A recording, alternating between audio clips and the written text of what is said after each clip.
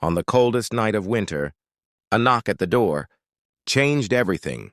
Snow fell so heavily, it erased the road, the trees, even the sky itself. Thunder rolled through the mountains like an angry warning, and lightning split the darkness again and again. The night felt endless, cold, loud, and unforgiving. At the edge of the village stood a small, aging house. Its paint was peeling. Its windows were old, but one thing stood out. A soft yellow light glowed from inside.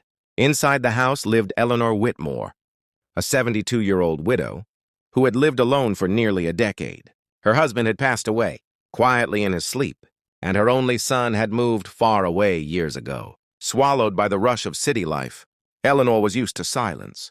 She spent her evenings knitting by the fireplace, listening to the radio, and making tea for one.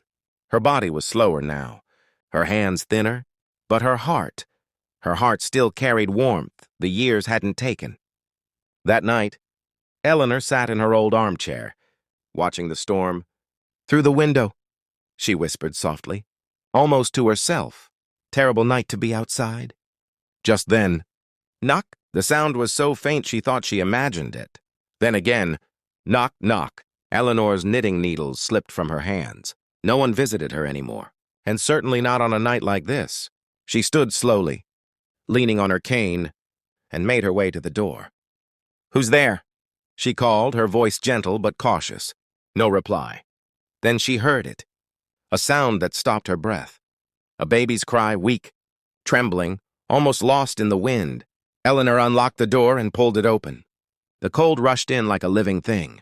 Standing there was a young woman, soaked to the bone, her hair stuck to her face with melting snow.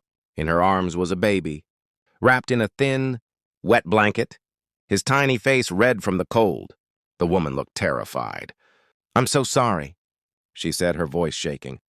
"Please, I just need somewhere warm, just for a little while." Eleanor didn't hesitate. "Oh, my dear," she said softly. "Come in, quickly." She ushered them inside and shut the door, sealing the warmth back in. The baby whimpered, his little body trembling. Eleanor immediately took off her own wool shawl and wrapped it around the baby. "Poor little soul," she murmured. "You're freezing." She guided the woman to the fireplace and helped her sit down. The fire was low, but Eleanor added more wood, watching the flames grow stronger. The baby slowly stopped crying. The woman's shoulders sagged, as if the fear had finally found a place to rest. "I'm Eleanor," the old woman said kindly. "And you are safe here." The young woman's eyes filled with tears. "I'm Clara," she said. "And this is my son Oliver." Eleanor smiled gently at the baby. "Well, Oliver," she said, "you chose a dreadful night to travel." That night, Eleanor gave them everything she could. She warmed milk on the stove, found dry clothes from an old trunk, and laid extra blankets near the fire. Clara apologized again and again, but Eleanor waved it away. "There's no need for apologies where kindness lives," she said. As the storm raged outside, Clara slowly shared her story.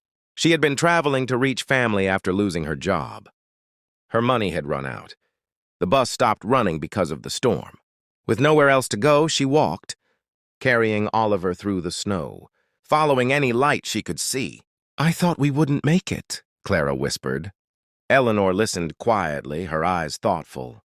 She had once been young, too. She had once held a baby during a hard winter. She had once been afraid. When Clara finished, Eleanor reached across and held her hand.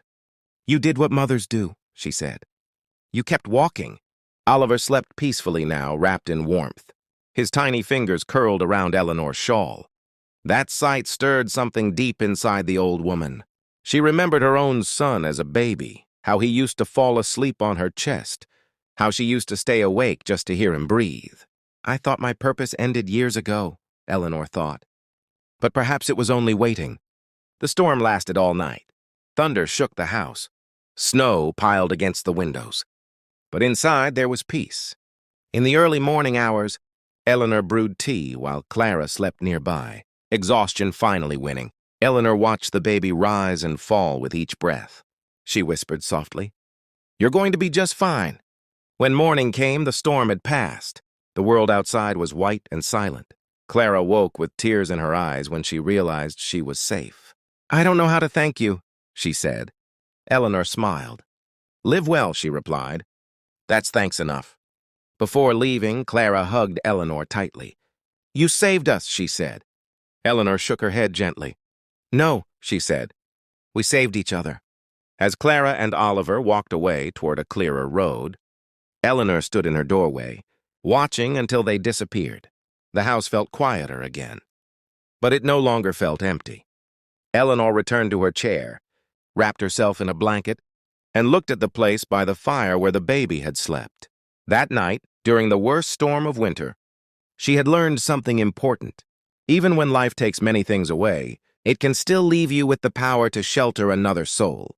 And sometimes, the warmest place in the storm is a human heart that never closed.